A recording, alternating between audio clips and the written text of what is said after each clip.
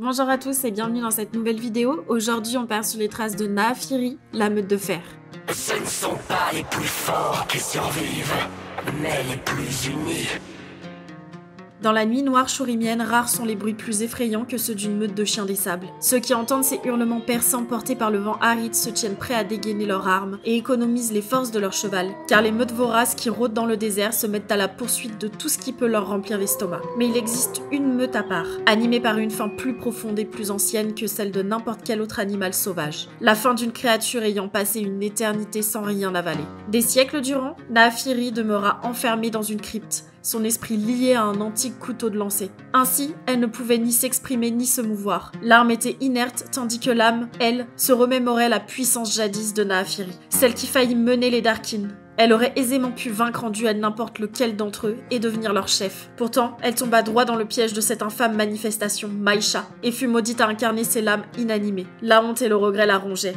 J'aurais pu les mener, les dominer, mais il n'y a plus de jeu, il ne reste que nous.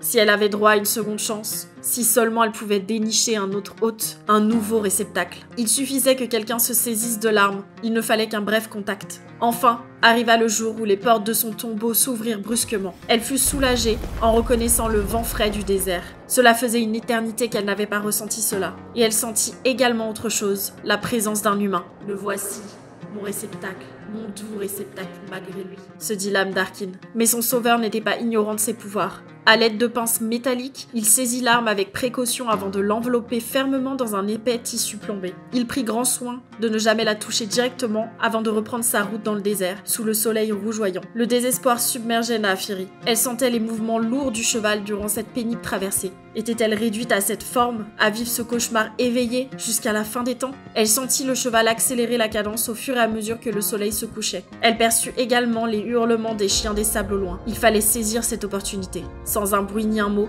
la Darkin appela les bêtes, espérant les attirer jusqu'à cette proie. Ainsi, il pourrait commettre une erreur. Il lui suffisait d'effleurer le couteau pour qu'il devienne son réceptacle. Elle pourrait ensuite se servir de son corps pour accomplir les ambitions qu'elle nourrissait depuis si longtemps et enfin vaincre ses regrets. La meute apparut. Les chiens montraient les crocs, salivant d'avance. Le ravisseur de Naafiri cramponna d'une main l'arme enveloppée. Il avait parfaitement conscience des enjeux qu'il encourait ici. De l'autre, il dégaina son épée et tenta, seul, de faire face à toute une meute. Des mâchoires claquaient de toutes parts. Petit à petit, l'homme comme le cheval furent dévorés par la meute jusqu'à ce qu'il ne reste plus rien. Pas même le couteau. Membre par membre.